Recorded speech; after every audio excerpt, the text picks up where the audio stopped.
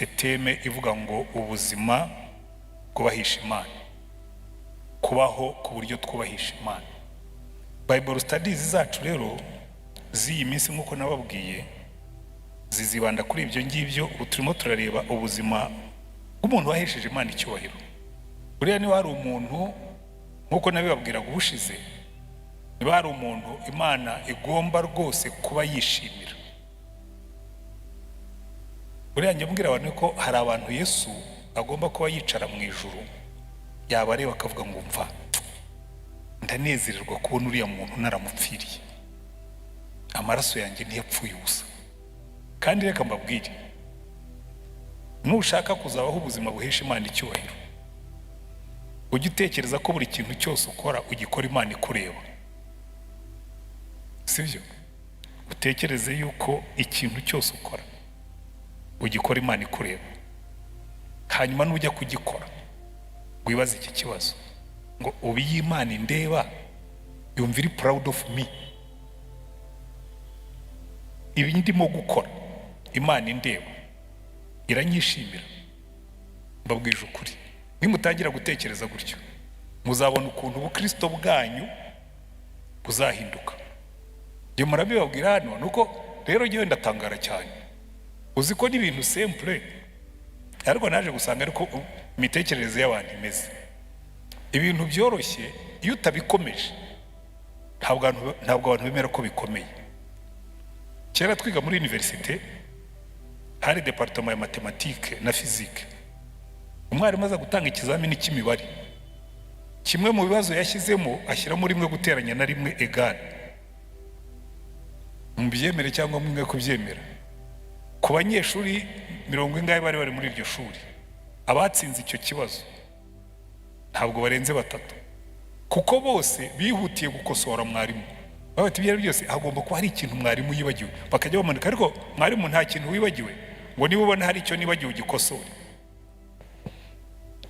Mu mibare rero biba byoroshye cyane, rimwe guteranya na rimwe ubundi ni 2, sibyo?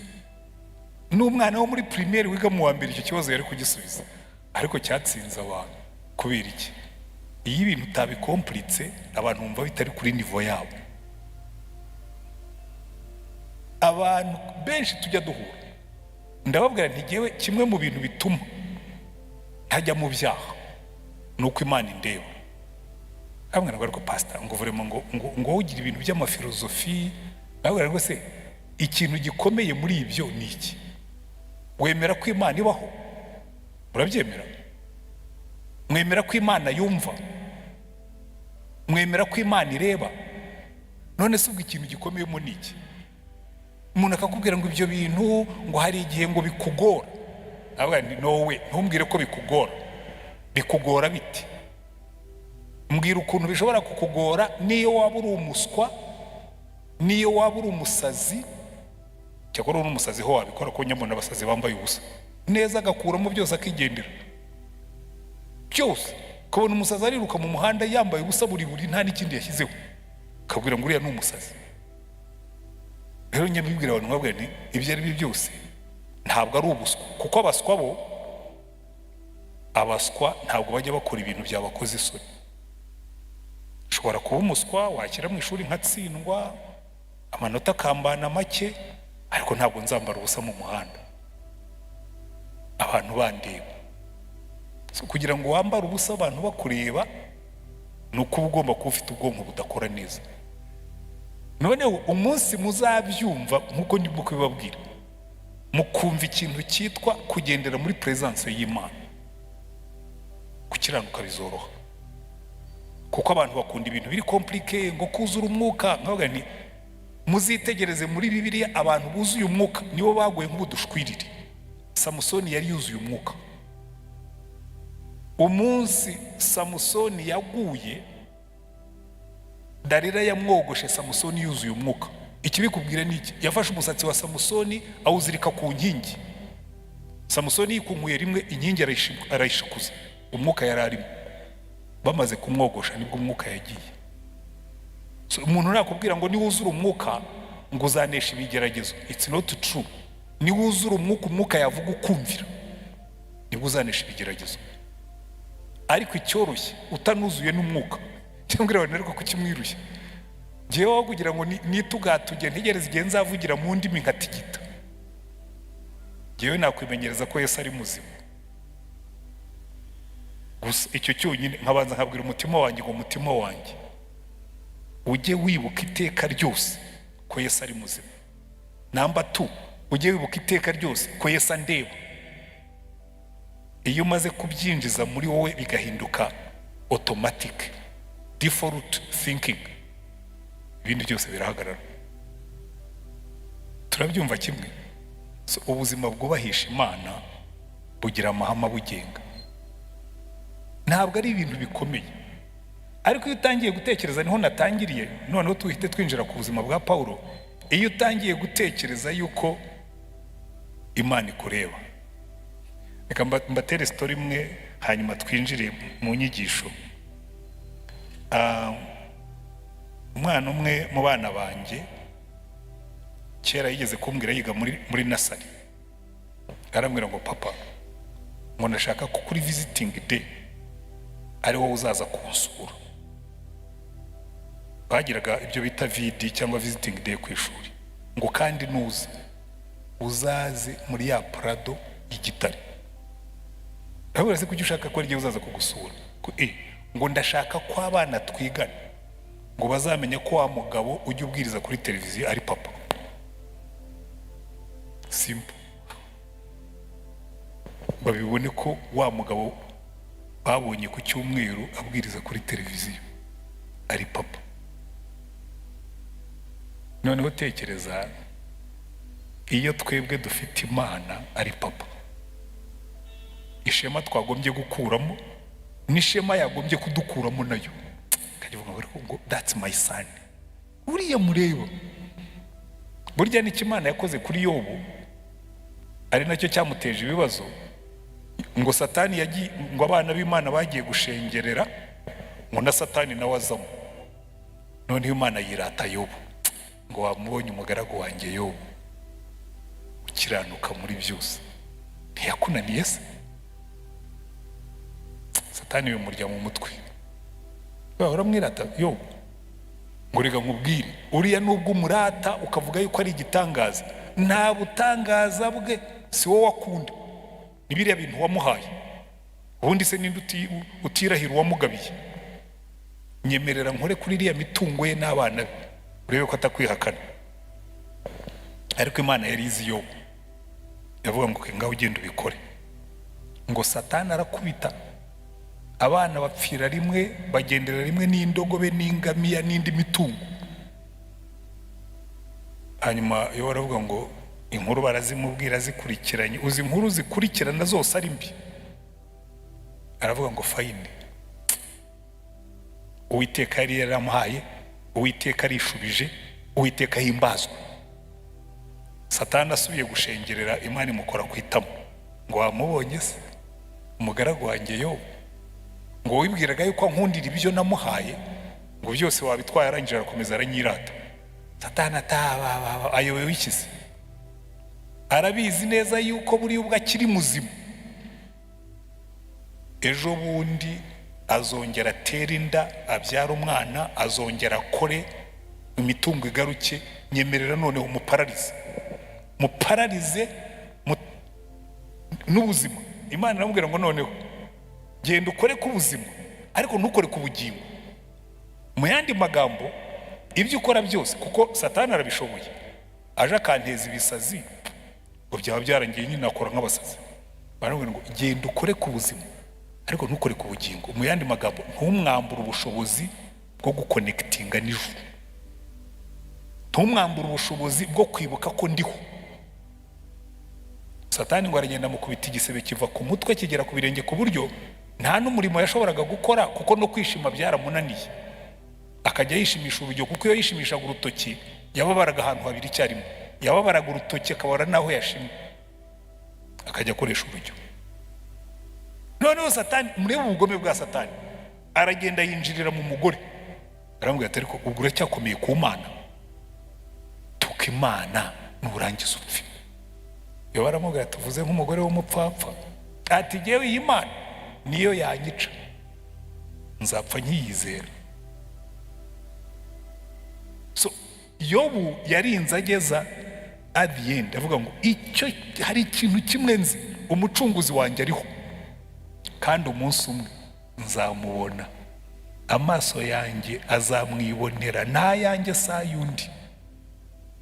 Hanyuma Imana irabireba, imaze kumuvindikatinga iramubwira ngo Yobu igitego wagitsinze, imusubiza ibyo yahombye, imuha abandi bakobwa n'abahungu, imuha iyindi mitungo, ye n'abantu batari baraje kumusura ye yari mu byago bamuzanira gift. Cyewe nkunda ukuntu ukize waraza, hariho abana bamwe umubyeyi yaba yaranze pe, umubyeyi akamwihakana ndetse akanamugora, umwana akazagira gutya, yamara kumererwa neza akaba papa akagaruka ati rero uriya muhungu wanjye ubwo mureba ati uriya najyaga ati byarangoye cyane kumuzamura. Nayo amaze gukira, inshuti zitamusuye, erega Bibiliya bivuga ngo kubera ibisebe yari arwaye yaranukaga. Hari nawe yabwiye inshuti zawe ati n'umugore nirongoreye yampaye akato. Ariko amaze ibintu bimaze kumera neza ngo bamuzanira amafeza n'amazahabu, bamuzanira gift, bati twaragusengeraga, nubwo utatubonye ya minsi byari bimeze nabi, burya kabisa twari muri jeune tugusengera twinginga Imana, none tuje gufatanya nawe gushima. Ntacyo bitwaye, bazaze bashime kuko Imana yakugiriye neza. Ariko icyo nababwiraga niki cyatumye Yobu adakora ibyaha, nuko yibukaga yuko umucunguzi we ariho. Reka rero twigire mu buzima bwa Pawulo, ubuzima buhesha Imana icyubahiro, amahame ya Pawulo. Ubushize twabonye ubuzima bwa Pawulo, uyu munsi turareba amahame, principles. Buriya iki nacyo reka nkibabwire buhoro buhoro, wenda muzagera aho ngaho mubyumve. Buriya ibintu byose ku isi bigengwa n'amahame. Muranyumva neza? Ibintu byose ku isi bigengwa n'amahame. Ikintu abizi imibare murabizi, imibare buriya ibintu byitwa arithmetique, sinzi uko babyita mu kinyarwanda cy'ubu, twebwe twize mu gifaransa kuva mu wa gatatu. Arithmetique igengwa n'amaprincipe ane gusa, amahamane: gukuba, guteranya, gukuramo no kugabanya. Iyo umaze kugabanya, iyo umaze kumenya guteranya, ukamenya uko bakuba, ukamenya uko bakuramo nuko bagabanya, ibibazo byose baguha muri arithmetique urabikora bigakunda. Niyo baguha ikibazo gikomeye, uretse iyo bakigize philosophique, umuntu umwe bigeze kuduha ikibazo, aravuga ngo mu giti harimo inyoni eshanu, ngo bateramo ibuye ngo inyoni imwe irapfa, ngo hasigayemo inyoni zingahe? Twese nyine dukoresha matematike isanzwe, ngo hasigayemo inyoni zingahe? Hasigayemo, reka da, ntayasigayemo. Inyoni uteye ibuye mu giti, inyoni imwe igapfa, izindi zose ziraguruka. Urumva icyo gihe ubwo uzanye principe zitari zo mu mibare, ukoresheje izo mu mibare wishe inyoni imwe harimo eshanu, ibyo ubwo biba biri statique, hasigara amenyo. Ariko ukurikije uko ubuzima buteye, iyo uteye ibuye mu gihuru ukuyemo no kwinyoni imwe yaba yapfuye, niyo utayihamya zose zivamo zikaguruka. Ariko urumva izo ni principe z'ibintu bibiri bitandukanye, sibyo? So abizi imibare nuko bimeze, abize shimi murabizi nabyo buriya nazo nabyo bigira amahame, na physique bigira amahame, n'ibintu by'Imana rero bigira amahame. Byo ay'Imana yose na menshi cyane muraza kubibona. Ibintu by'Imana bigira amahame, akenshi usanga ari atatu, akenshi usanga ari ane. Nk'uyu munsi tugiye kureba amahame arindwi, amahame arindwi y'ubuzima bwa Pawulo mu bitandukanye. Uyu munsi turiga amahame arindwi y'ubuzima bwa Pawulo. Buriya icyo wenda mu gitangirireho, kuko Pawulo yabaye icyitegererezo cy'ubuzima buhesha Imana icyubahiro. Ikintu cya mbere nkundira Pawulo ni umuntu utanga ubuhamya bw'ubuzima bwe. Mu banditsi ba Bibiliya nkunda abagabo babiri cyane batanga ubuhamya bw'ubuzima bwabo n'ibibi bakabivuga. Uri umuntu w'igitangaza abantu batajya batekereza ubutangaza bwe ni Yona. Uriya Yona abantu benshi bamwigishaho bamutangaho urugero rw'umuntu w'umukozi w'Imana wa fake, ariko burya niba hari umukozi w'Imana w'ukuri nemera cyane, nemera Yona. Kubera iki? Yona agita Rushishi agateza ibyago abantu bagahomba, ntawe bari kumwe, nta n'umugaragu Yona yagiraga, yari ari wenyine. Uzi kujya ahantu ugaswata pe, araswata ateza ibihombo, abantu bajugunya imitwaro yabo mu mazi, ibicuruzwa byabo bari bagiye kwigurishiriza Tarushishi babijugunya mu mazi. Buriya Tarushishi muzajya muyibona muri Bibiliya. Tarushishi yari imeze nka Dubai, ni ahantu abantu bose bajyaga kurangura, cyangwa Gwanzu nabonye basigaye, cyangwa Turukiya nabonye bamwe basigaye bagiturukiya abandi Gwanzu abandi. Noneho tekereza umuntu akubwiye ati ubwo mu ndeba nagiye mu ndege tugiye Dubai, nteza ibihombo, nteza akaga, kandi ubwo ni umukozi w'Imana urimo kubivuga. Kuko icya mbere mugomba kwemereraho Yona nta wundi bari kumwe. Yona yagiye wenyine agita Rushishi kuko yari ahunze. Icyo si kimwe, ibihombo yateje muri iyo nzira arabyandika. Baramufata bamuta mu mazi ajya mu nda y'urufi, ateza n'ikibazo muri environnement, n'ifi rwara indigestion. Aravuga ati mutekereze yo n'ukuntu nateje ibibazo. Ati uzi ko nateje ibibazo nkabiteza n'ifi. Ifi yaramize ngeze mu nda, igifu cyayo kirahagarara, irwara ubwangati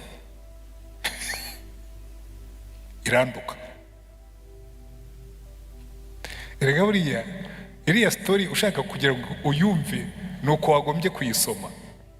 Tegereza umuntu wateje ibibazo abantu akageza naho ateza ibibazo n'ifi. Ifi muruka ku musozi aragenda ajya Niniwe. Ageze Niniwe ntiyavuga ubutumwa yatumwe. Imana yari yamubwiye ngo ugende umbwire abantu b'Niniwe ngo bihane, kuko ibyaha byabo bimaze kugera ku ijuru. Aravuga ati mbabwire bihane abanzi bacu. Ko burya Yona yari uwo mu majyaruguru, kandi Niniwe yari kapitali ya Ashuri, kandi Abashuri bari batangiye kujya babasatira, nyuma nibo babajyanye mu bunyagano. Njye kubwira Duyi aho azabonera amakiriro.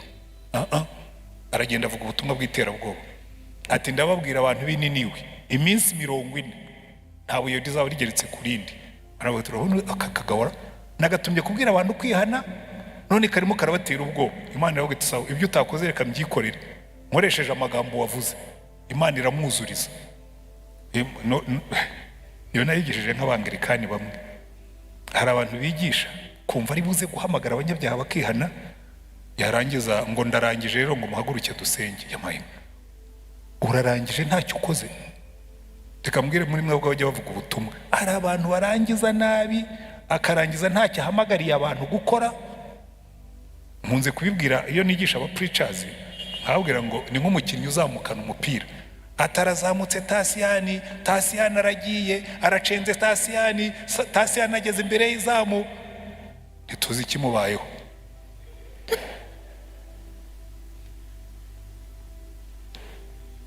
Umupira arawuretse agarutse mu kibuga. Exactly nibyo abantu benshi bakora.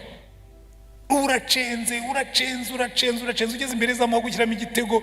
Yego Tasiyani aragiye asigaye imbere y'umuzamu, niwe wenyine n'umuzamu agiye mu nguni itariyo. Tasiyani igitego go arabiretse. Buriya zindi bamwe mwumva bariya abahungu bakomanta umupira ati go hanze. Rero Yona nibyo yakoze, aragiye abwirije abantu kugira ngo abwire ngo nimwihane, aravuze aravuga ati ibyaha byanyu byageze imbere y'Imana, none Imana irabarakariye, none Imana igiye kubarimbura. Yagomba kubabwira ngo mwihane, Imana ibabarire, ako k'inyuma gakuraho. Ariko Imana iravuga ati ntabwo uri buntenguye, ikishyiriraho. N'umwami w'inini we yambara ibigunira n'inkoko n'inyoni byaho byo mu rugo iriyiriza. Uwo munsi n'inkoko ntibazigaburiye, n'inka ziriwe zitariye ubwatsi, n'imbwa barazirije. Ko aratubwira ngo n'amatungo yo mu rugo. Ariko wumva ikintu cyavuyemo, ngo abantu bamaze kwihana, Yona aragenda yicara munsi y'uruyuzi ngo ararira. Mana nari mbizi kutazabarimbura, ubundi wanzaniraga icyo se nari nabikubwiye, nari mbizi ko ubundi se ko wari ubizi kuzababara yundekera iyo narindi. Imana iramubwira ngo ko Yona, ubu koko urumva ufite ukuri, aba bantu ubabajwe n'uruyuzi utateye, sinari kubarira aba bantu. Noneho umva aho mbabwira ko Yona yari umukozi w'Imana koko. Yona agarutse iwabo, inkuru ye yose ayivuga uko yakabaye, ageza ku aravuga ati mva rero mbabwire bene data, bati tubwire rero Yona ngo wagiye nini uca ibintu, ati abantu barakuvuga yuko wageze nini w'abantu. Aravuga ati aha mujye mureka kwitirira iby'Imana, ati ahubwo reka mbabwire story yanjye uko byagenze. Ati shawu nateje ibihombo, ati kuva muri depari nateje ibihombo mu bwato, ndangije n'ifi nyiteza ibihombo, ngeze nini we mvuga ubutumwa butari bwo, ndangije nicara munsi y'uruyuzi nifuza ko. Yona aratinyuka arabyandika. Uwo ni umukozi w'Imana utanga ubuhamya bwe n'ububi akabutanga. Kuki mbabwiye ibi ngibi? Buriya aho Pawulo atandukanira na ba Petero na ba Yohana na ba Yakobo n'abandi, Pawulo yatoteje itorero, atanga ubuhamya pe bw'ibyiza yakoze, ariko akajya yongeramo akavuga ati ariko buriya mureke icyubahiro kibi cy'Imana, kuko giye kubwanjye. Icya mbere naje nyuma, icya kabiri natoteje itorero, nishe abakristo, ariko umwami yarambabariye. Urumva buriya ubuzima buzahesha Imana icyubahiro ni ubuzima butinyuka gutanga ubuhamya, kuko icyubahiro cy'Imana kiva mu buhamya bwacu. Muranyumva neza? Icyubahiro cy'Imana kiva mu buhamya bwacu. Iyo utanze ubuhamya nka buriya Yona ku nzira zose, icyubahiro kibi cy'Imana, kuko Imana niyo yazanye umuhengeri ituma Yona atagitarushisha. Icyo Yona yakuyemo ni iki? Ni isoni n'ibihombo yateje, ariko aratinyuka arabivuga. Imana ituma n'abapagani batayizi bashima, baravuga ngo batambye ibitambo basenga Imana. Icyubahiro kibi cyayo. Ifi imaze kumumira, Yona bitangamo ubuhamya, aravuga ati narasenze ndi bunda y'ifi, mbwira Imana ngo mbabarira umwura ahangaha ikuzimu, ngo Imana itegeka ifi. Urumva once again icyubahiro kibaye cyande, kibaye cy'Imana.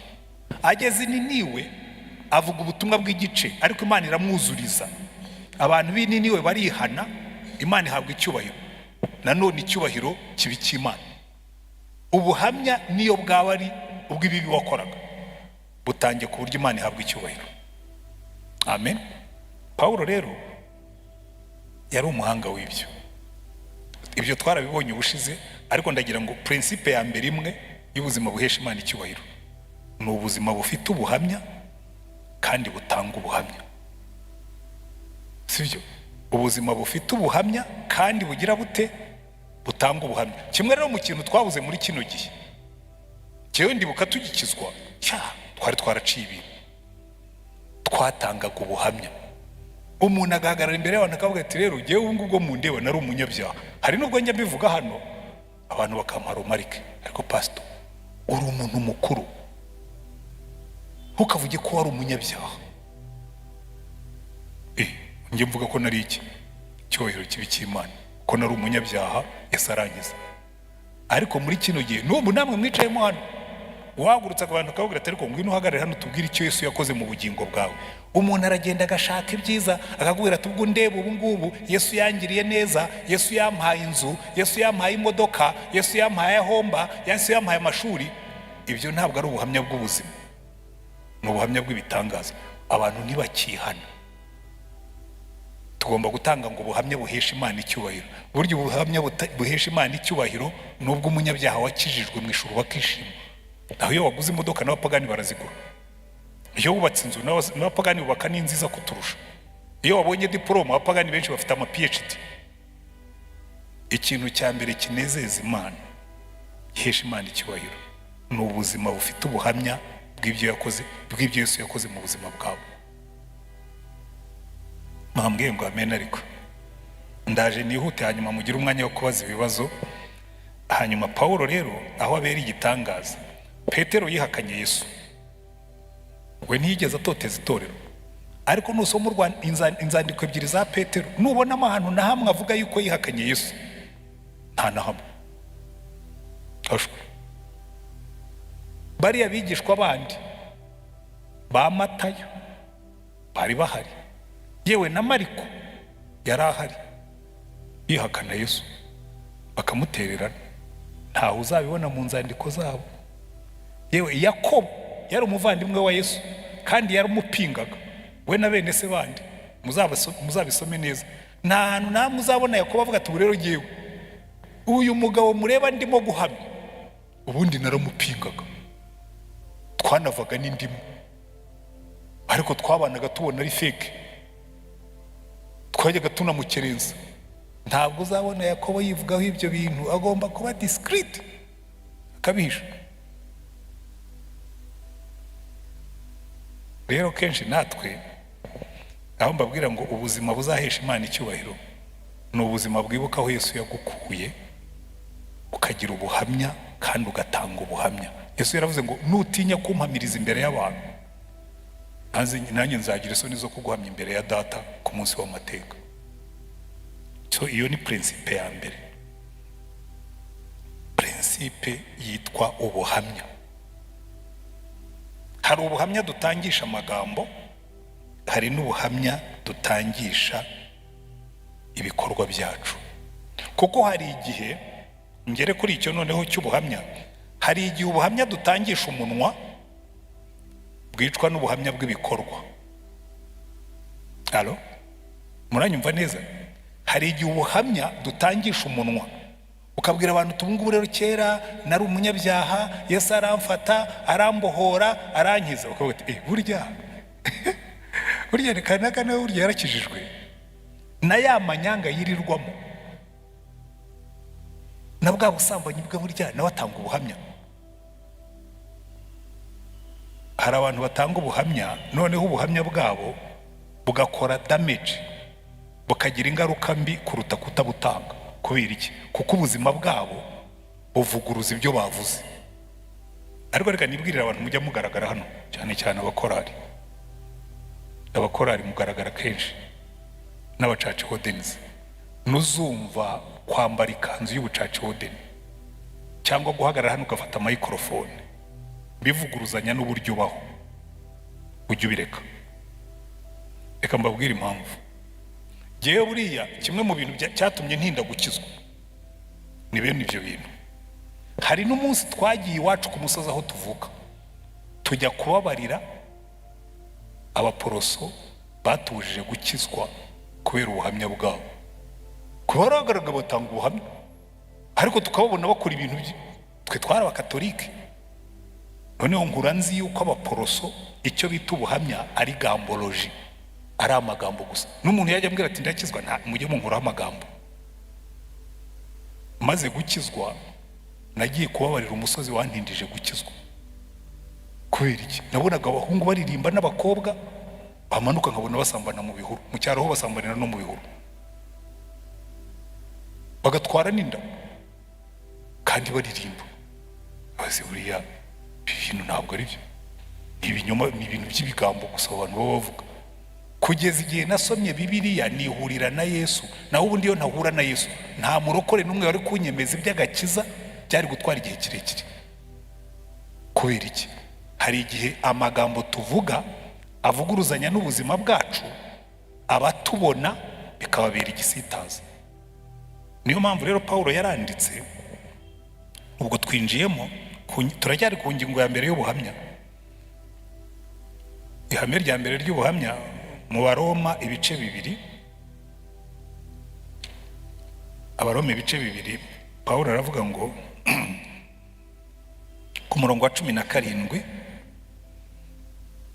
aravuga ngo, Abaroma ibice bibiri umurongo wa 17, ngo ubwo witwa umuyuda, ahangaha nimushaka mukuremo umuyuda ushyiremo umurokore cyangwa umukristo. Ubwo witwa umuyuda, ubwo witwa umukristo, ukiringira amategeko, ukirata Imana, ukamenya ibyo ishaka, ukarobanura iby'ingenzi kuko wigishijwe iby'amategeko, ukizigira yuko uri umurandasi w'impumyi n'umucyo w'abari mu mwijima, n'umubwiriza w'abanyabwenge buke n'umwigisha w'abana, kuko mu mategeko ufite icyitegererezo cy'ukuri n'ubwenge kibonerwa muri yo. Mbese wigisha abandi ntiwiyigisha? Kuhana kwiba nawe ukiba, kuvuga ngo ntugasambane nawe usambana, ko wanga ibishushanyo bisengwa nawe ukanduza urusengero, ko wirata amategeko nawe ugayishisha Imana kuyacumura. Izina ry'Imana riratukwa mu bapagani ku bwanyu, uko byanditswe. Izina ry'Imana riratukwa mu bapagani kubera twebwe. Muzumva ukuntu batuvuga, babarokore ngo n'abesikoro, abapasitori twebwe twabaye ingegera byararangiye. Kubera iki? Izina ry'Imana riratukwa mu bapagani kubera twebwe. Ubuzima budafite ubuhamya, ubuzima budafite imbuto, iryo ni ihame ry'ubuhamya tukiriho.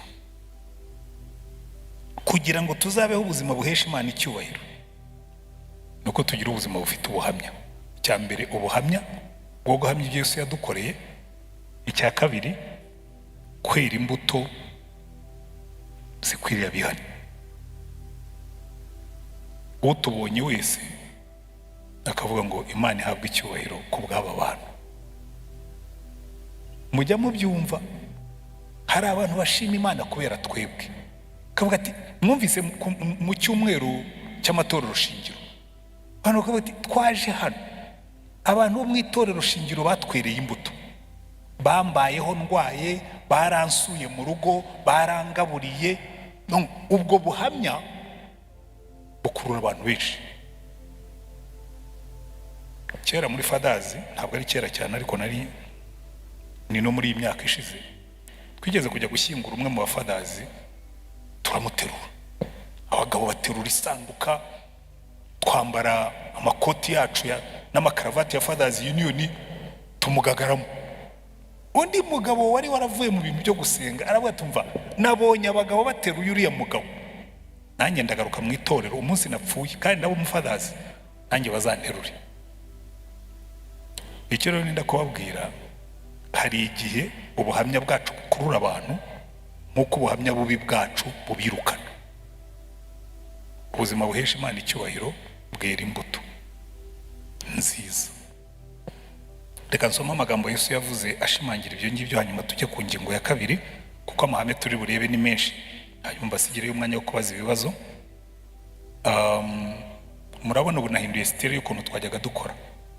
Nzajya mbaha amahame, hanyuma mbareke mubaze ibibazo, sibyo? Kuko muri ubu buryo uri bufate texte nyinshi ntiwabona uko ubaza ibibazo ngo abantu bige, mwaguma kuri texte imwe. Yesu muri Matayo 7, kandi ibi nabyo biremewe kwigisha ko 7 umurongo wa 13, Matayo aravuga ngo munyure mu irembo rifunganye, kuko irembo ari rigari n'inzira ijyana abantu kurimbuka ari nini, kandi abayinyuramo ni benshi. Ariko irembo rifunganye n'inzira ijya mu bugingo iraruhije, kandi abayinyuramo ni bake.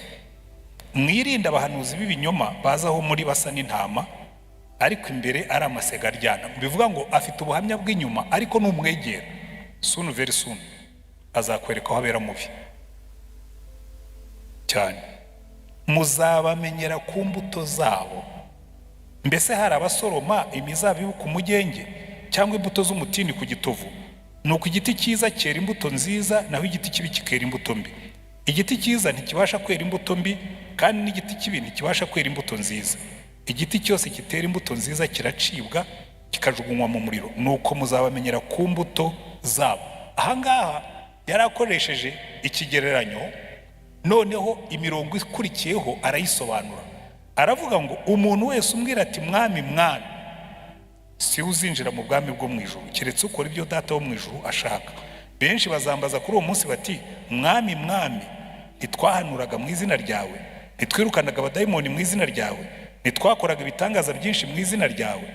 Nibwo nzaberurira nti sinigeze kubamenya, nimuve imbere yanjye mwa nkozi z'ibibi bimwe. Ngo bikubwira ngo umuntu ashobora no gukora ibitangaza, ashobora no guhanura, ashobora no kubwiriza, kuko Bibiliya iranatubwira ngo mu minsi ya nyuma ngo bene abo bantu bakora ibitangaza bahanura ibintu bikabaho ngo bazagwira, ngo ariko ngo bayobye n'intore z'Imana. Kubera iki?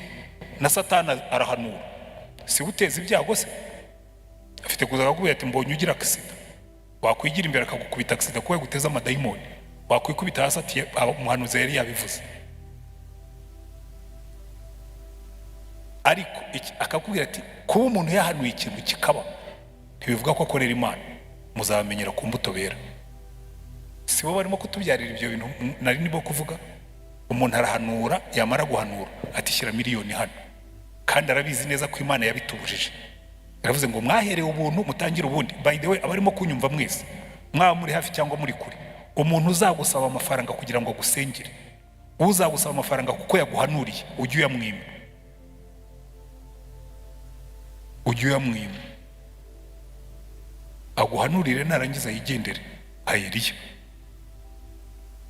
Ariko barumuna bajya hazi ni benshi. Elisa yahanuriye Namani, aragenda ajya muri Yorodani akiri ibibembe, agarutse aramubwira ati hano mpafite ibiro 34 by'izahabu, ndabigusigira. Mpafite n'imyenda yo guhinduranya, mfite n'ifeza. Aramubwira ati twara ibintu byawe witahire, impano y'Imana ntigurishwa. Umugaragu we witwa Gehazi arabireba aravuga ati uyu mugabo agira ubwenge bukora neza. If kashi nk'izi ngizi zirizana, umuntu anaziguhaye utazimwatse ukazanga. Ubuhamya, muranyumva neza? Ubuhamya. Hari umuntu uzaza mu kazi akuzaniye ishimwe, ngewe ibyo mvuga ndabizi, nabonye amashimwe menshi. Umuntu akaza akakubwira ati rwose ririya soko wampaye wansinyiye, ndashaka kugushimira. Hariho nigeze kubwira namwe nayo mafaranga yajyanye muri kontabilite kuko sigiye guhaye isoko warihawe na AEE. Ngo ya, ngo urumva ariko ngo ni wowe uyiyobora. Ngiye gutangira kujya ndya ruswa. So nimara kurya iyuyu, utaha nimusinyira isoko nta mpakana, nzahekenya amenyo.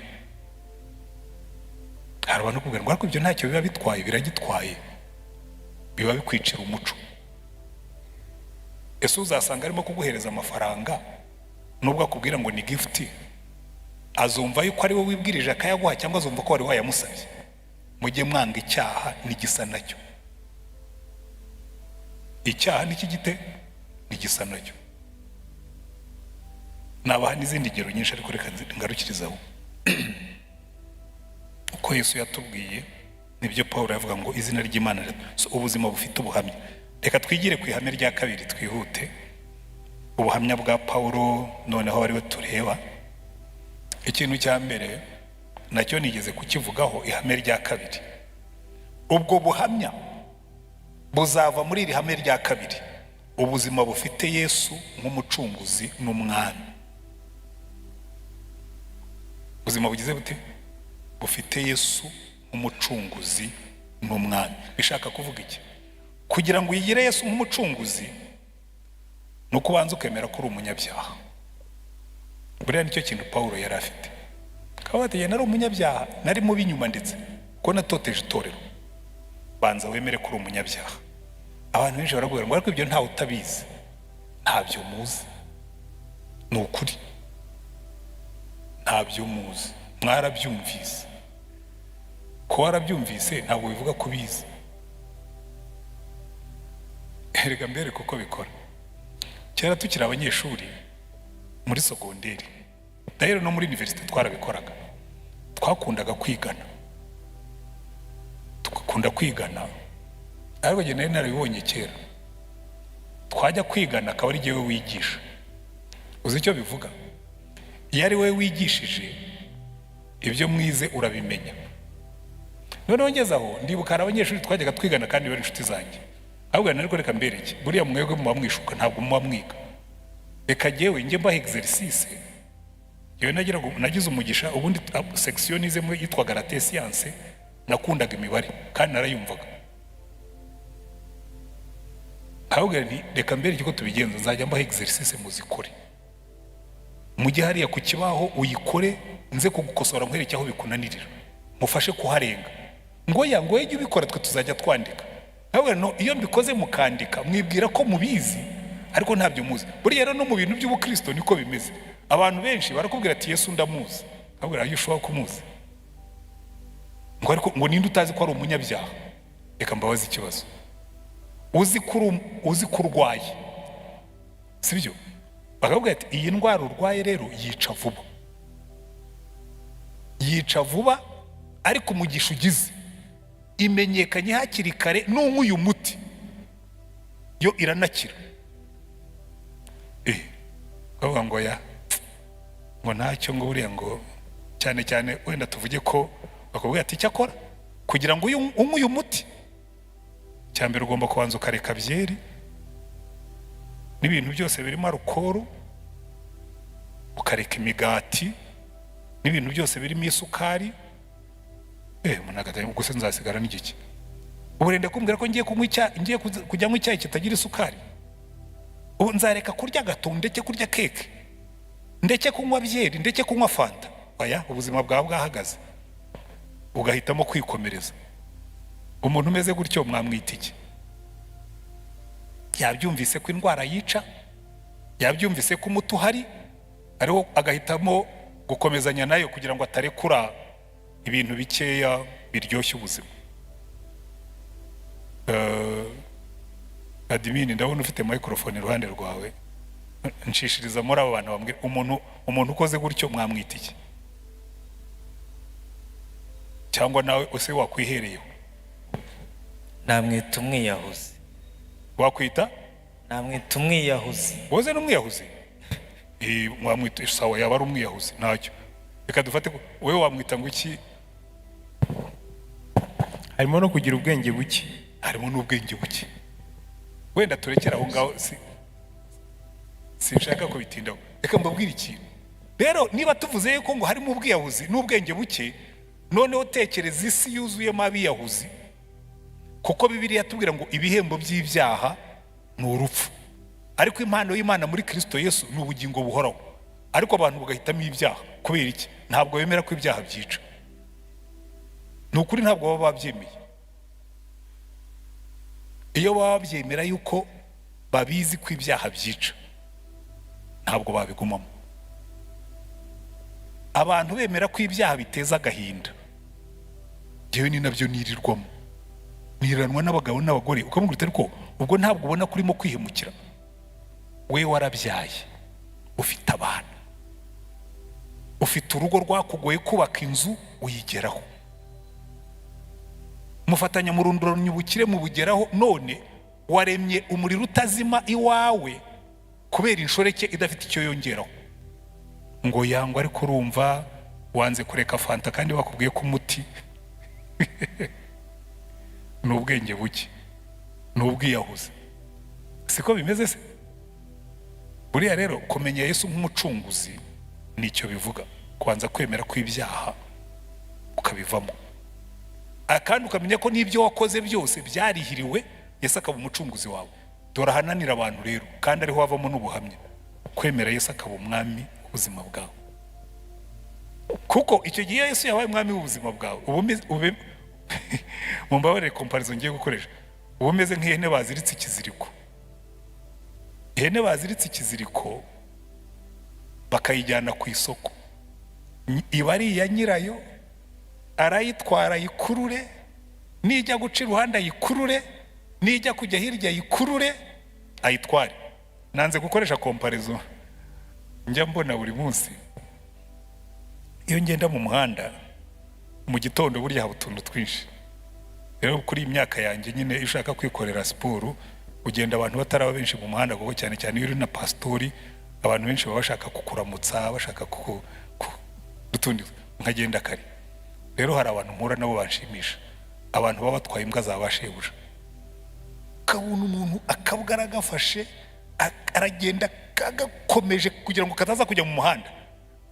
Yesu wagiye umfata nk'uko wafatira iya mbwa, ukabona kandi agahaye agaciro gakomeye. Ariko ubundi nicyo bivuga, iyo Yesu adufashe icya mbere aduha agaciro, ariko akatubuza kujya mu akaba umwami w'ubuzima bwawe. Nibyo Pawulo avuga, nusoma ahantu henshi Pawulo avuga mu Bafilipi mu gice cya mbere murongo wa 21 aravuga ngo kubwanjye kubaho ni Kristo. Abafilipi igice cya mbere murongo wa 21, kubwanjye kubaho ni Kristo. Mbese Yesu yahindutse impamvu y'ubuzima. Kubwanjye kubaho ni Kristo, no gupfa bya mbere inyungu.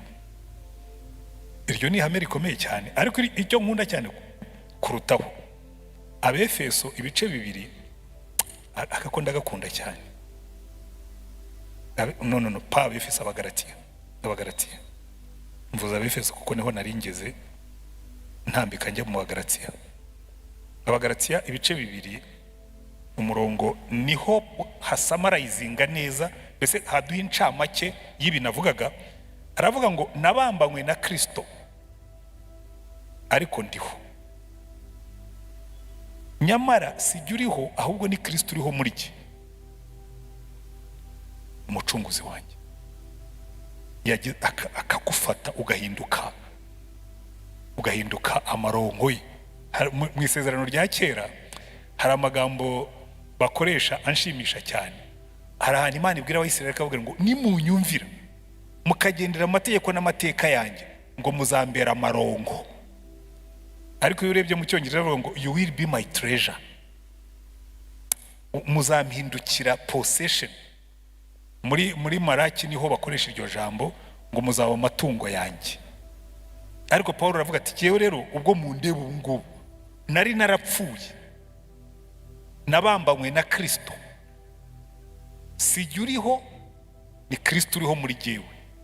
Igikurikiraho, kuko Yesu ari umwami, akavuga ngo ibyo nkora byose, mwumvise mucakaro kuri byose, ibyo nkora byose nkiri muri uyu mubiri mbikoreshwa no kwizera umwana w'Imana wankunze akanyitangira.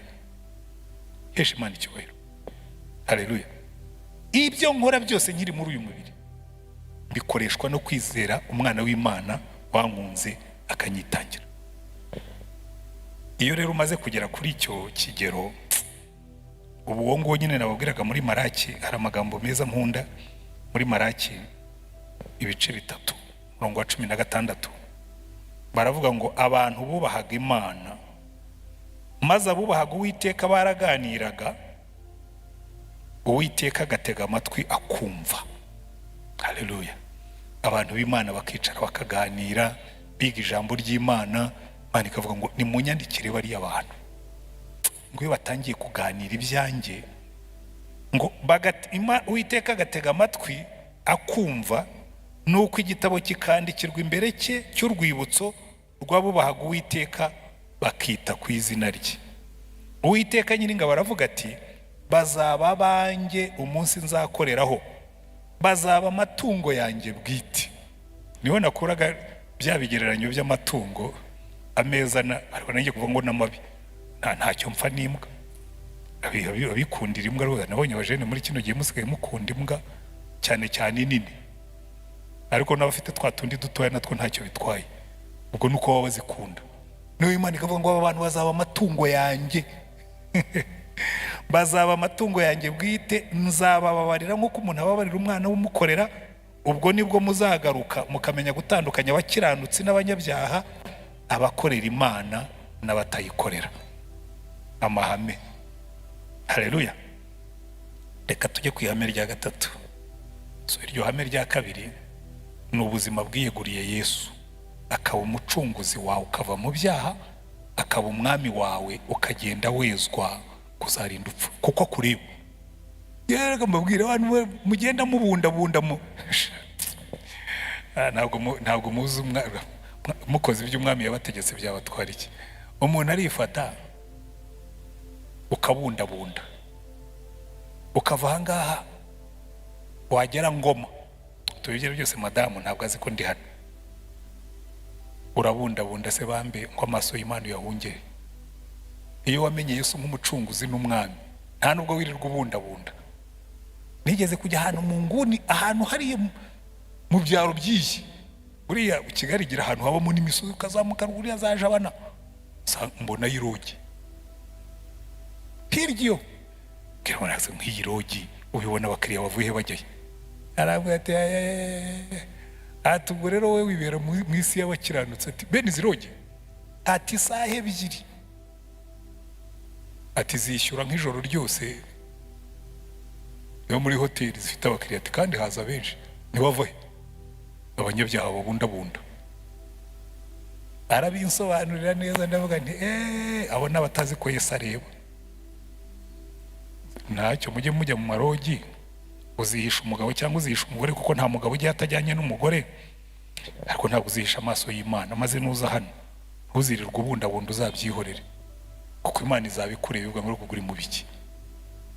Uje gusenga uvuye mu irogi, ngo nuko ari mu cyaro cyihishe. Erega n'abapasitori bajyayo. Umuntu yarambwiye ati uriya mupasitori, sindi umukozi wa hano, hano mu irogi, nambwira uko byagenze kose, ndamubwira nibyo ubibike, umubikira ibanga, Imana izamwikubitira. Kuko n'ubundi niyo wabivuga abantu ntibabyemera, kuko bavuga bati buriya ni ukumusebya, ariko rero muri iki twe guseho. Reka twikomereze ariko, kuko amahame ni menshi. Ihame rya gatatu, kanze andi yose nyahuru ture nihuta kugira ngo ubone umwanya wo kubaza ibibazo. Kubaho ubuzima bufite gahunda.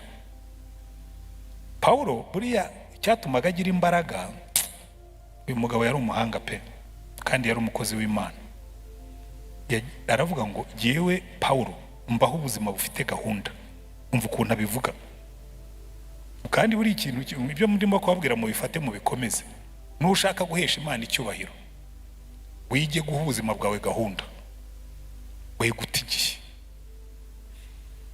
Nuba uri ku kazi, barakubwiye bati hano akazi gakorwa amasaha 8,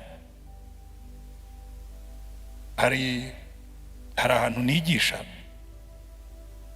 kugira ngo baguhembe ugomba kwandika amasaha wakoze by'ukuri.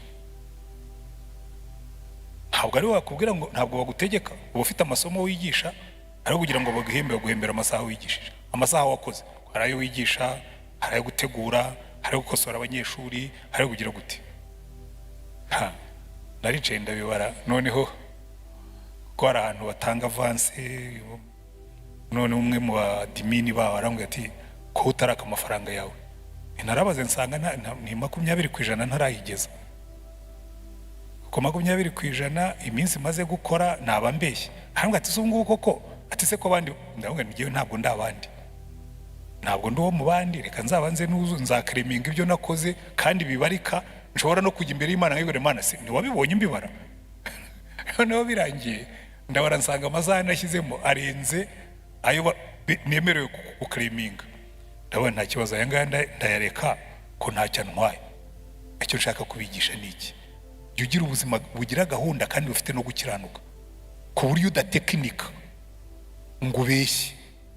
Umuntu barakubwira ati, abantu uzi ko abantu barakubwira ngo nujya muri misiyo ngo aya mafaranga uzayakoreshe, ngo yazasagura uzayagarure.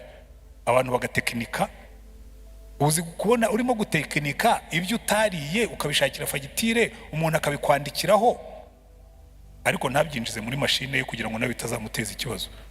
Akakwandikira agapapuro nyine uzazana, akagutereraho kashe, uti buriya rero nariye ropa zingahe kandi wariyirije, ngo utazirya.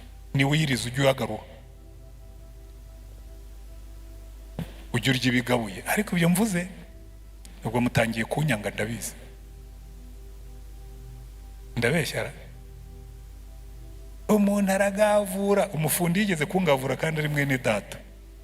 Noneho bukeye kera karabaye Imana iramufata, aza kunsaba imbabazi, araza aramusaba imbabazi, ndamubwira nta kibazo ndakubabariye, ndamusengera, ndangije nise ahagurutse namuriza amafaranga yanjye ari hehe ngo yangu ntiwambabariye se, none se ko nakubabariye ko wangavuye nigeze nkubwira ko muhariye amafaranga yanjye, reka noneho musengera n'amasengesho ya kabiri, n'ubundi ayo mafaranga ntayo nari ntegereje yitwarire, ubu noneho ngukuyeho icyaha burundu ko nigiye uyaguhaye, ariko ubundi buri ko warugiye n'ubundi warunyambuye, wemeye ko wanyibye, ntungaruye ibyo wanyibye, none uraje ngo ubwo mubabariye ngo ubwo amafaranga yanjye urayitwariye. Hari ibintu byinshi tugomba kwiga gukiranuka. Mureka dukomeze murebe mu Bakorinto ba mbere igice cya 9, kandi turimo kwiga umunsi tuzagira abakristo babigenderamo, muzabona ubuhamya tuzagira mu isi, muzabona ukuntu abantu bazakunda uburokore, muzabona ukuntu bazabushaka, kuko umunsi abantu bazabona ukiranuka kandi ugakira, bazavuga ati ariko burya gukiranuka ntacyo bitwara, ibyo ukoze byose Imana ibiha umugisha. Ariko benshi nta nubwo mubyizera. Hari abantu benshi banga gukiranuka ngo wihaye ibyo bintu byo gukiranuka ngo bose ngo wazakira uti sawa, ngo iyo utibye umuhinde ngo ntiwakira. Narabwiye abantu babandi niwe w'umuhinde Imana izakureka uzishugurikira ariko ntizagushugurikira, ariko nugenda ukiranuka ukagira gahunda ugakora planning ugasevinga, Imana izatubura ibyo ukora. Umurongo wa 23 w'igice cya 9 ngo kandi ibyo byose mbikorera kubw'ubutumwa ngo fatanye n'abandi muri bwo, nimuzi yuko mu birori abasiganwa biruka bose ariko ugororerwa kabumwe, namwe abari ko mwiruka kugira ngo mugororerwe. Umuntu wese urushanwa yirinda muri byose. Umuntu wese ugira ate urushanwa yirinda muri byose. Abandi bagenzereza batyo kugira ngo bahabwe ikamba ryangirika, naho twebwe tugenzereza dutyo kugira ngo duhabwe ritangirika. Nuko nanjye ndiruka ariko si nkutaza aho ajya, nkubitana ibipfunsi ariko si nkuhusha, ahubwo mbabaza umubiri wanjye nkawukoresha uburetwa, ngo hari ubwo maze kubwiriza abandi nanjye ubwanjye ntaboneka ko ntemewe. Discipline. Jewe nabaye umwatlete, ibyo Paulo avuga ndabizi. Iyo twabaga dufite competition twashoboraga kumara ukwezi kose coach yaradushyize kuri discipline. Discipline ya mbere kuryama kare, discipline ya kabiri kutanywa inzoga, discipline ya gatatu kutajya mu bagore, discipline akabashyira kuri. Iyo mpamvu muzabona amakipe ajya gukina ngo bayashyira muri lokale kugira ngo bagire bate babashyire muri discipline. Rero ushaka kuzahesha Imana icyubahiro gira discipline mu buzima. Iryo ni ihame rya gatatu. Ihame rya kane, iri hame rya kane ryo tugomba kurihorana mu mutima ko ryo rizahoraho. Ni ihame ryo guhora uhinduka ugamije gusa na Yesu, guhora uhinduka, kuko ikigereranyo cyacu akenshi twe dufata ibigereranyo biri hasi. Mbarwe ibyo ari byose ntabwo meze nka Tasiyani, ndetse ko Tasiyani andusha gukiranuka ndabizi, ariko reka mufateho urugero ko murabe ngo kiwe ntabwo meze nka Tasiyani. N'ukuri wera se Tasiyani ngo uhagaze kuri pulpit agafata mikrofone twabwiriza kimwe, ugiye Tasiyani ndamurusha ngo murusha. Wowe iteka ryose abantu bakunda kwigereranya n'iki nabo barusha.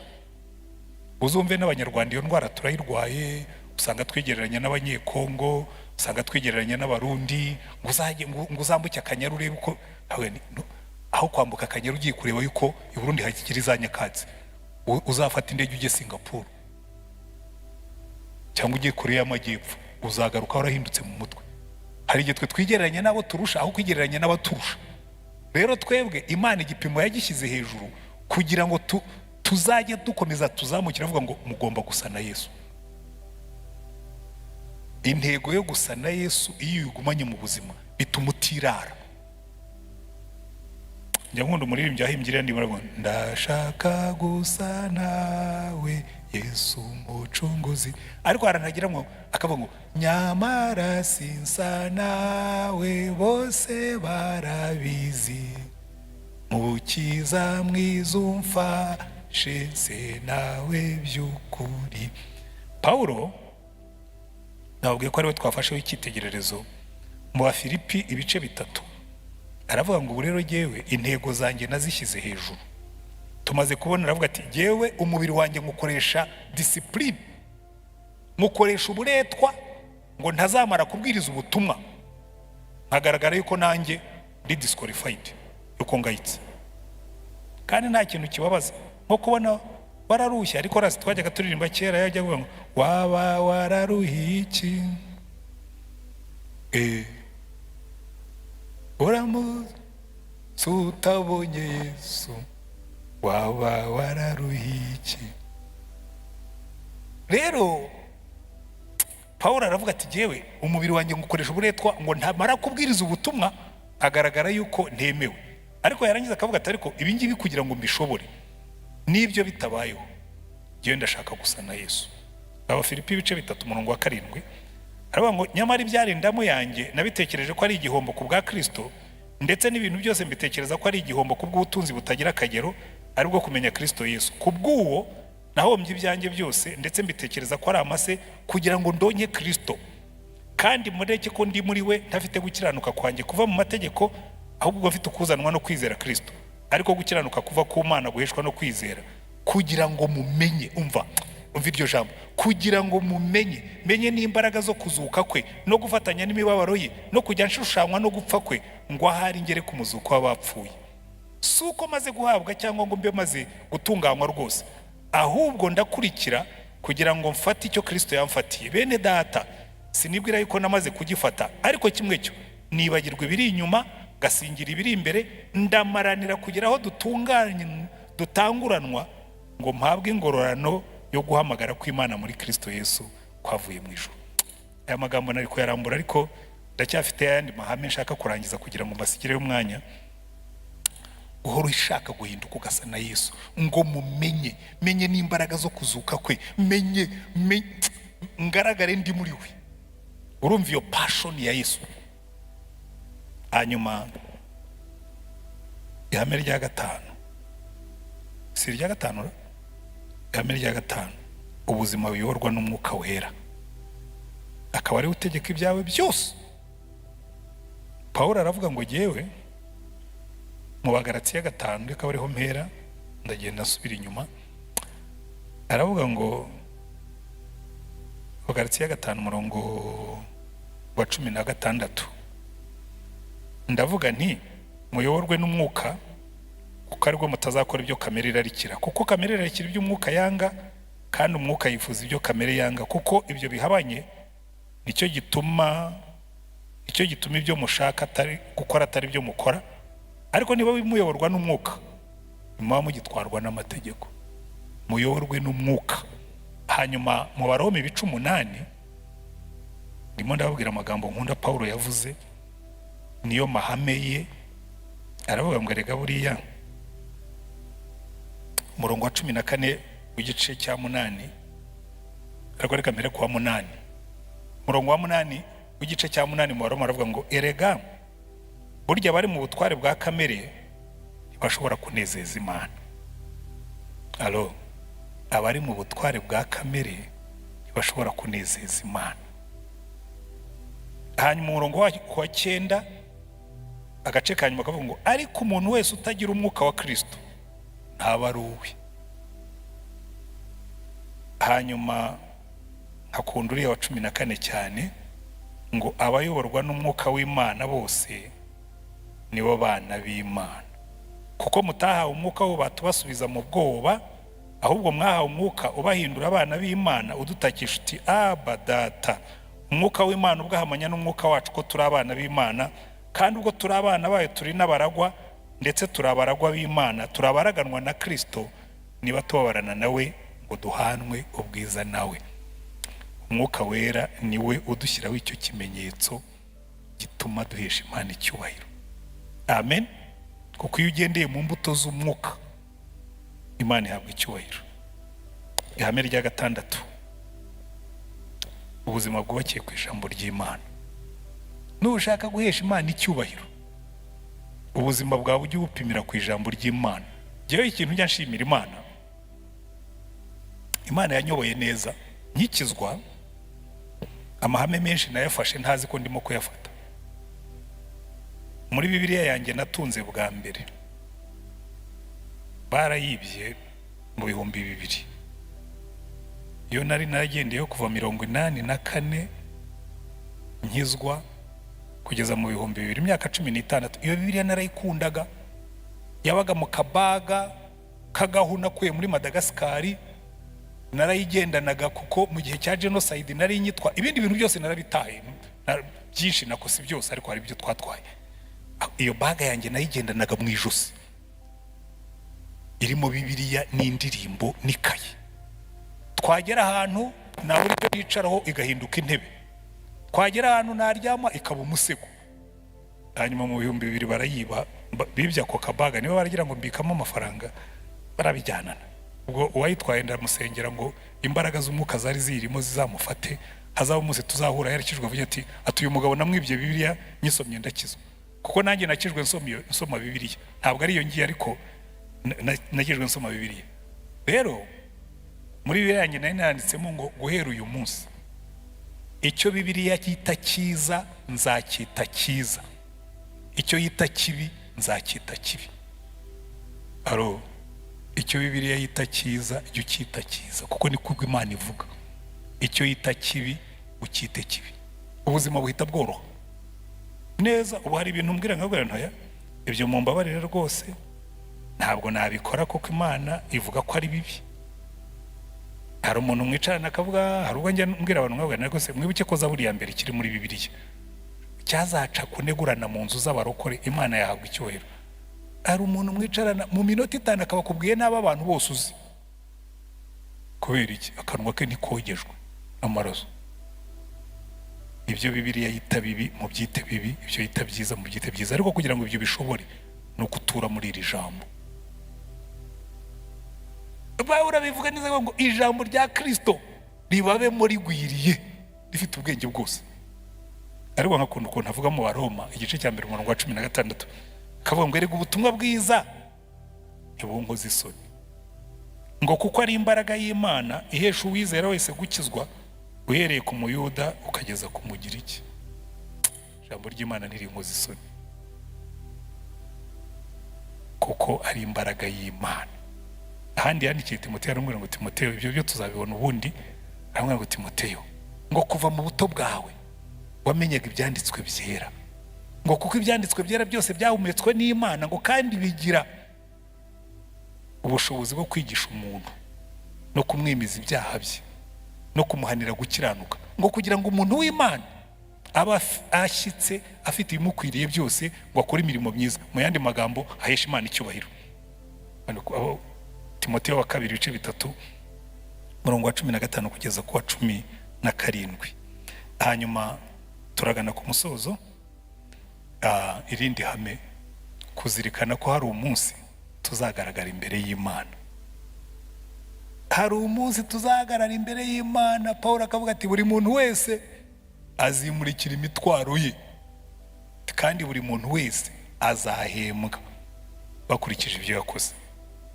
Maze agiye kurangiza ubuzima bwe aravuga ngo Timoteyo, ngo ubu ngubu rero aho ngeze umeze nk'igisukwa ku gicaniro. Timoteyo wa 2 ibice 4 umurongo wa 6, kuko jyewe maze kumera nk'ibisukwa ku gicaniro, igihe cyo kugenda kwanjye kirasohoye. Narwanye intambara nziza, narangije urugendo, narinze ibyo kwizera. Ibisigaye mbikiwe ikamba ryo gukiranuka, iry'umwami wacu umucamanza utabera azampa kuri urya munsi. Nyamara si jye jyenyine, ahubwo n'abakunze kuboneka kwe bose. Ihame ryo kwibuka yuko adutegereje. Umwami witwa Diocletian yigeze kwiha intego yo kurandura ubukristo mu myaka 10. Ashyiraho na porogaramu, ibintu byose. Reka ndangirizaho byarangiriye. Noneho abona nta musaruro birimo gutanga. Mujya mwumva iyo nkuru nyibabwira hano. Atuma umwe mu bantu be bibyegera aramubwira ati genda unzengurukire ubwami bwanjye bwose, kandi ubwami bw'Abaroma bwari bunini, undebere aba bantu turabatoteza, turabica, abakene turabagaburira ngo be kujya bajya, ariko barakomeza bakajyayo. Araza aramubwira ati rero mubwire Nyagasani, aba bantu ntuzabashobora, bafite ibintu bigera kuri 4 bituma batazashoboka. Kandi ibyo bine abenshi muri kino gihe mbona ariyo mpamvu itorero rifite intege nke, twarabitaye. Aramubwira ngo aba bantu ngo bafite umwami wabapfiriye ngo kandi ubategereje, ngo iyo bapfuye ngo bapfa banezerewe, ngo niyo baterana umwete baravuga ngo bene data nibadutoteza nupfa ujye upfa wishimye kuko umwami aragutegereje. Haleluya. Mundi icyo kintu, hari igihe Stefano bagiye kumutera amabuye ijuru rirakinguka apfa nezerewe. Nigeze kuribona rikingutse ririkinga. Ibyo mvuga mbifitiye gihamya. Muri genocide interahamwe zahagaze imbere y'iwanjye zirimo kujya impaka niba zitera grenade cyangwa ziza zikamena urugi zikadusangamo. Ndavuga numva rero Yesu ngiye gusohoka muri speed ndatemamo nka batanu nindagiza mfe, numva ijwi ry'Imana rirankomanze ngo nupfase, ngo uratunguka imbere yanjye ufite amaraso ku ntoki umbwire ko uvuye hehe, ko wapfuye nka Yesu, ukabasabira umugisha warangiza ugapfa nka Stefano. Imana umbabarire ko natekereje nk'umuntu, ubundi yewe ndi umugabo ntumundebe. Abantu bakubona uri pastori uretse ko uyu munsi naje ntambaye ikora bakagira ngo hora uri umwana mwiza ufite amababa nka marayika cyangwa utwaza Imana ibitabo byahebera akajya.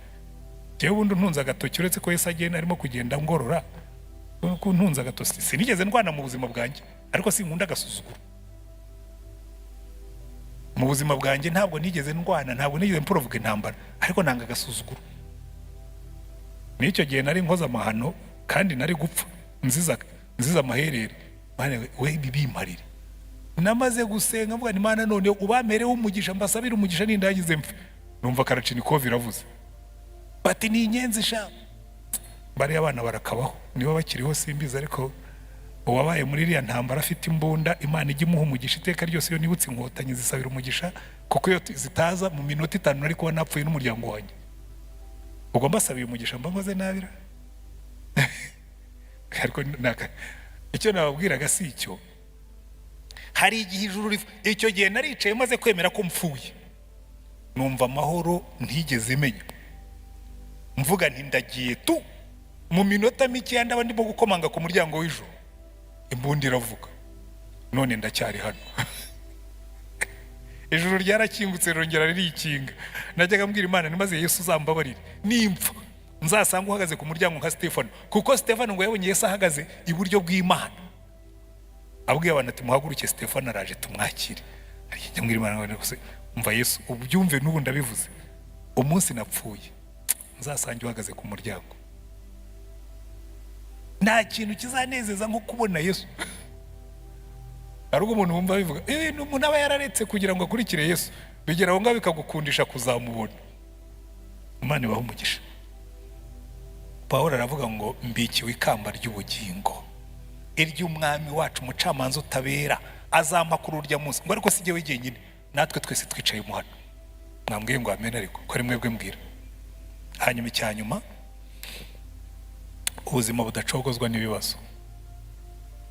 Kugira ngo uheshe Imana icyubahiro rimwe na rimwe bizagusaba gushinyiriza.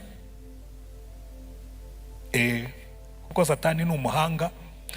Yabonye ubukene bwakogose, uri umukobwa uri umugore akuzanira abaguha amafaranga ugasambana, uri umugabo abakuzanira ruswa. Reka mbabwire iki kintu, nigeze gusinya isoko rya miliyoni 400 kandi mu gitondo nanyoye icyayi cya mukaru atari uko ngikunda. Agabura abanyarwanda hari igihe twahembwa amafaranga make, hari igihe n'abaminisitiri bahembwaga ibishyimbo n'amashaza n'ibihumbi 60 na bingahe, ukagenda amafaranga ntageze ku mpera z'ukwezi ukinywera mu karumagihwa. Ndagenda uwo munsi umuntu anzanira amafaranga arambwira ati isoko nk'iri uraritanga ntacyo umuntu aguhaye mu gihe nk'iki. Abane genda ukora akazi bindi, ariko Satani nkora ku matara wakigorgira abandi barimo ngo Yesu ugase Yesu urabura kunywa mu karo, ubu ejo ntuzanywa mu karo. Ukanywa mu karo, ariko ukihangana kugeza ku mpera uko ugahesha Imana icyubahiro nayo ikakunezerwa. Pawulo mvugo navuga mu Bakorinto ba 2, hanyuma niho nsoreza ibindi tuzabireba ubutaha. igice cya 11 baya mu bantu bihanganye. Paulo umunsi nageze mu ijuru Imana izanturanye nawe, nabyo narabisabye. Hari abantu nifuza kuzaturana nabo tugatura muri karitsiye hamwe. Nifuza kuzaturana na Mose, nifuza kuzaturana na Danieli, nifuza kuzaturana na Yosefu, nifuza kuzaturana na Paul. Nibura abo bagabo. Wenda Dawudi akaba atuye hirya mu mudugudu ukurikiyeho hirya, ariko hari abantu nkunda. Ariko na Dawidi arimo ariko rero abo ngabo maze kuvuga bwa mbere obviously Yesu wazaba hari. Ntabwo navuga ngo nkaba nturanye na Yesu kuko ubwo nawe mgiye kumera nka bene Zebedayo bazubatse umazicari buryo ndicari Mose aravuga ati reka da ibyo sigiye ubitanga. Yewe azamene yicaraniye na Paulo aho azaba yicaye hafi aho ngaho, uretse ko hari abantanzeyo ndabizi nzagerayo nsange ndi kadogo, ariko azamene nicare hafi aho nge mumaze mbwira ukuntu bagukubise ingano ubivemo. Mbwira ukuntu bagukubise ngo ni 39 inshuro 5. Twebwe barafunga urusengero abapastori bakabivamo, bagafunga urusengero abakristo bakareka gusenga. Urumva ngo ibintu by'ubukristo ngo bafunze urusengero ngo tubivuyemo, ariko hari n'abagurishije insengero babivamo. Intebe barazigurisha n'ibyuma barabigurisha, hasigaye bisubirira mu buzima busanzwe. Umva uko Paulo aravuga ngo mbarusha, umurongo wa 23, mbarusha mu mihati, mbarusha gushyirwa mu nzu y'imbohe, mbarusha cyane gukubitwa birenze urugero, kenshi nari mu kaga k'urupfu. Ibihe 5 abayuda bankubise inkoni 39, ibihe 3 nakubiswe inga cyari ikiboko gifite udutwe dusongoye tw'ibyuma. Iyo bagukubitaga inga, utwo twuma twinjiraga mu nyama bashikuza, inyama zikeguka. Inshuro 3 umugongo wa Paulo ugomba kuba umeze nk'imirimo ifite amaterasi. Inshuro 3 bagukubita inga. Ningera mu ijuru nzamubwira kuramo umwendo hanze ugera icyo mugongo. Niyo ndamutso nzamubwira, cyangwa reka muhobere nkorakore numve munsi y'ishati niyo hatarimo. Wari wabona inkovu zabyimbye, bagukubita inga 3 ntugire inkovu zibyimbye, ariko ntiyabivamo. Niyo mpamvu yavuga ngo narwanye intambara nziza, narinzi ibyo kwizera, ntiyabivamo. Mbarusha ko ibihe 5 uzi gukubitwa na aduyi, umuntu kwanga akagukubita inkoni 39, agomba kuba yarasigaye agenda gutya bitagifata. Aravuga ngo kenshi nari mu kaga k'urupfu, ibihe 5 abayuda bankubise inkoni 39, ibihe 3 nakubiswe inga, igihe kimwe natewe amabuye, ibihe 3 inkuge zaramenetse, naraye imuhengeri nyirirwamo, nari mu ngendo nyinshi, mu kaga gatewe n'inzuzi, mu kaga gatewe n'abambuzi, mu kaga gatewe na bene wacu, mu kaga gatewe n'abapagani, mu kaga mu midugudu, mu kaga ko mu butayu, mu kaga ko mu nyanja, mu kaga ko muri bene data b'ibinyoma. Bene data b'ibinyoma akangaka nako kongeramo. Urumva rero uzagera mu ijuru ngo mbana ngo urabizi ngo jewe naririmbaga muri korari ngo bamvuga nabi ndabireka, bakuvuga nabi gusa, nta nuwagukubise inga, nta nuwagukubise urushyanya murabireka. Ngo urumva ngo nabonaga pastor atankunda, ngo jewe ntiyajyaga mbona, undi sashinzwe kukubona. Hari igihe nigeze kureka, nari ngiye kudimisiyona mu kazi, mwere Yesu urabona banyubura ntibankunda, arambwira ngo ni niyo ko bagomba kugukunda. Hari mu byo nagutumye hari gukundwa n'abantu birimo. Reka ngarukiriza ahangaha, ibindi tuzabyikuta. Amahame yo kugira ngo duheshe Imana icyubahiro.